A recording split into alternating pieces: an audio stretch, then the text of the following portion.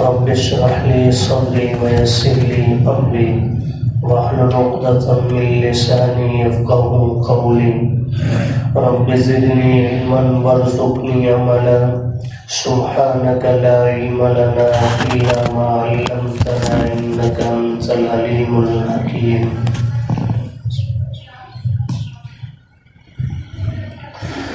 والذین یحاجون فی اللہ، اور وہ لوگ جو جھگڑتے ہیں اللہ کے بارے میں، من بعد ما استجیب لہ، بعد اس کے کہ اس کی بات کو قبول کر لیا گیا، حجتہم داحضۃ، ان کی دلیل کمزور ہے، عند ربہم، ان کے رب کے سامنے، وعلیہم غضب، اور ان پر اللہ کا غضب ہے، ولہم عذاب شدید، اور ان کے لیے سخت عذاب ہے.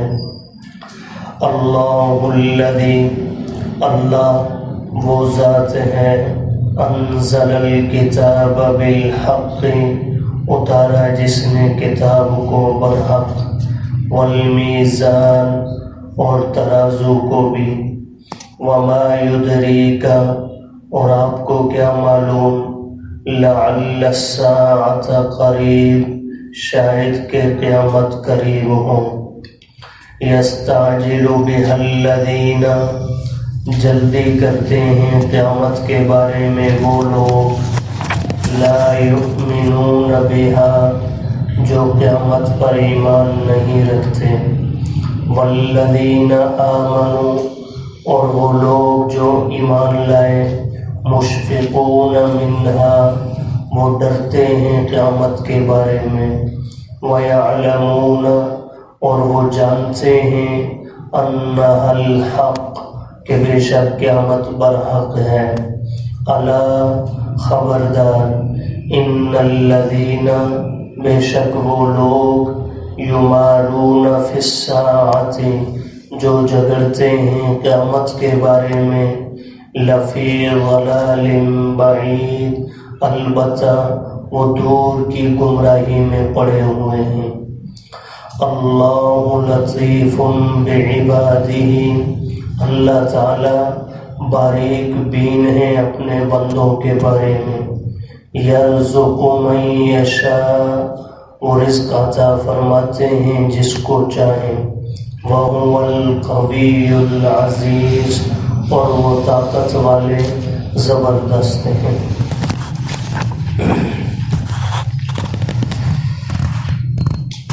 اس رکوع کے اندر اللہ پاک نے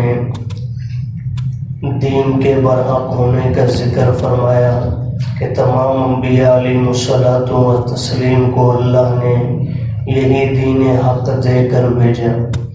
پھر نبی کریم صلی اللہ علیہ وسلم کو بھی اللہ پاک نے اسی دعوت کا دین کی طرف بلانے کا حکم فرمایا، اور اس کے چند اصول بھی آپ کو تعلیم فرمائے. آج کی آیات میں اللہ پاک نے اس دین کو قبول نہ کرنے والے، اللہ کی ذات، اللہ کی جانب سے اتاری ہوئی کتاب اور قرآن مجید کے بارے میں شک کرنے والوں کا اللہ نے ذکر فرمایا، اور اسی طرح قیامت کا انکار کرنے والوں کا اللہ نے ذکر فرمایا. ارشاد فرمایا، والذین، اور وہ لوگ، یحاجون فی اللہ، جو جھگڑتے ہیں اللہ کی ذات کے بارے میں. یہ جھگڑا اس بات میں بھی ہے کہ اللہ کی ذات ہے یا نہیں. بعض لوگ وجود الہی کے ہی منکر ہیں، اللہ کے وجود ہی کو تسلیم نہیں کرتے، اور اگر اللہ کی ذات کو مان بھی لیتے ہیں تو اللہ کی ان صفات کو تسلیم نہیں کرتے جو اللہ کی ذات کا خاصہ ہے. کل کائنات میں تصرف کرنے والی ذات صرف اللہ کی، ہر ایک کو وجود عطا کرنے والی خالق و مالک ذات صرف اللہ کی، علیم بذات الصدور، علام الغیوب ذات صرف اللہ کی. تو اب اللہ کی ذات کے سوا غیروں میں ان صفات کو ماننا، یہ بھی اللہ کے بارے میں جھگڑا ہے. کہ اللہ بھی غیب جانتے ہیں، فلاں بھی غیب جانتے ہیں، اللہ بھی حاجتیں پوری کرتے ہیں، فلاں بھی حاجت پوری کرتا ہے، اللہ بھی اولاد دینے والے، فلاں بھی دینے والا، تو یہ بھی اللہ کے بارے میں جھگڑا ہے۔ تو فرمایا جو لوگ جھگڑتے ہیں اللہ کی ذات کے بارے میں، من بعد ما استجیب لہ، بعد اس کے کہ اللہ کی بات کو تو قبول کر لیا گیا، اللہ نے تو اپنے انبیاء کو پیغام دے کر بھیجا، ہر نبی نے خود بھی اللہ کی بات قبول کی اور ان کی دعوت سن کر سلیم الفطرت لوگوں نے بھی اللہ کی بات کو قبول کیا۔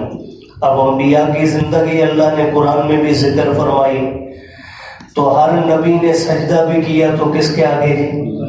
تو گویا ہر نبی نے تسلیم کیا کہ عبادت کے لائق صرف کون ہے۔ اگر کسی نبی کو اولاد ذرا دیر سے مل رہی ہے یا زندگی میں ملی ہی نہیں، اس نے اولاد مانگی تو کس سے جی؟ اگر مشکل کی کوئی گھڑی آ پہنچی ہے، مچھلی کے پیٹ میں پہنچ گئے، آگ کے اندر ڈال دیے گئے، سمندر سامنے آ گیا، پیچھے فرعون کا لشکر ہے، کوئی بھی صورت کسی بھی پیغمبر کے سامنے آئی تو مشکل میں بھی کس کو پکارا ہے؟ اللہ کو۔ تو ہر نبی نے اللہ کی بات کو قبول کیا اور نبی کی دعوت کو بھی سلیم الفطرت لوگوں نے قبول کیا۔ تو اللہ فرما رہے بعد اس کے کہ اللہ کی بات تو مان لی گئی، اس میں اشارہ ہے اس بات کی طرف کہ اگر کوئی بدبخت اللہ کی وحدانیت کو تسلیم نہیں کرتا تو اس میں اللہ کا کوئی نقصان نہیں۔ ماننے والے مان رہے ہیں، جو بدبخت نہیں مانتے تو ان کا اپنا انجام برا ہوگا۔ اس لیے آگے ارشاد فرمایا حجتهم داحضۃ عند ربهم، ان باطل لوگوں کی دلیل انتہائی کمزور ہے اللہ کے سامنے۔ داحضہ ویسے کہتے ہیں اس کا معنی لغوی پھسلنا ہے، تو جس طرح کیچڑ گارے کے اندر پاؤں رکھنے سے بندہ پھسل جاتا ہے، تو فرمائے ان کی دلیل اتنی کمزور ہے کہ اس پہ پاؤں ٹکتا ہی نہیں، پھسل جاتا ہے ہمیشہ۔ کمزور دلیل ہے ان کی اللہ کے سامنے۔ اور فرمایا ان کا انجام کیا ہے؟ دنیا میں تو ان کی دلیل کمزور، اور فرمایا وعلیہم غضب، دنیا میں ان پر اللہ کی ذات کا غضب برس رہا ہے، غصہ اللہ کا، وَلَهُمْ عَذَابٌ شَدِيدٌ، اور آخرت میں ان کے لیے اللہ نے انتہائی سخت عذاب تیار کر رکھا ہے۔ اللہ ہم سب کی حفاظت فرمائے۔ اب اگلی آیت کریمہ میں اللہ پاک نے قرآن مجید کے نزول اور اسی طرح میزان کے برحق ہونے کا اللہ نے ذکر فرمایا۔ تو ارشاد فرمایا اللہ الذی، اللہ وہ ذات ہے، یعنی معبود بننے کے لائق وہ ذات ہے، انزل الکتاب بالحق، جس نے قرآن مجید کو حق کے ساتھ اتارا ہے، والمیزان، اور میزان کو بھی، ترازو کو بھی اتارا۔ اس سے مفسرین نے کئی معنی اخذ کیے ہیں کہ میزان سے مراد کیا ہے۔ بعض مفسرین کی رائے یہ ہے کہ میزان سے عام میزان ترازو مراد ہے، یعنی کوئی بھی تولنے کی، ناپنے کی چیز اس میزان کے اندر داخل ہے، کہ اللہ نے انصاف کے لیے میزان اتارا کہ کسی کا حق ہے، مثلا 1 میٹر کپڑا حق ہے، اس کے پیسے لیے جا رہے ہیں تو میزان دے دیا ماپنے کا اللہ کہ اس سے برابر کر کے اس کو اس کا پورا حق دو، تو یہ من جانب اللہ ترازو مقرر ہے۔ ایسے ہی تولنے کی چیزیں تو اس کے اوزان مقرر ہیں، تو اللہ نے میزان اوپر سے گویا نازل کیا ہے کہ جس طرح قرآن مجید پر ایمان لانا لازم ہے، ایسے ہی حقدار کو اس کا پورا پورا حق تول کر ناپ کر دینا بھی لازم ہے۔ اگر کمی بیشی کریں گے تو یہ بھی جرم کبیر ہے۔ اور اسی طرح بعض مفسرین کی رائے یہ ہے کہ میزان سے مراد عدل ہے، انصاف کرنا، چاہے وہ بات میں ہو، جیسے میں کل بھی عرض کر چکا ہوں کہ اب دائی کے سامنے بھی، جو سامنے مخاطب اس کے بیٹھے ہیں، سامعین بیٹھے ہیں، ان کے اندر بھی عدل کرنا لازم ہے۔ یہ نہیں کہ امیر کے لیے لہجہ اور غریب کے لیے لہجہ اور، تو فرمایا سب کے لیے برابر، ہر بات میں عدل لازم ہے۔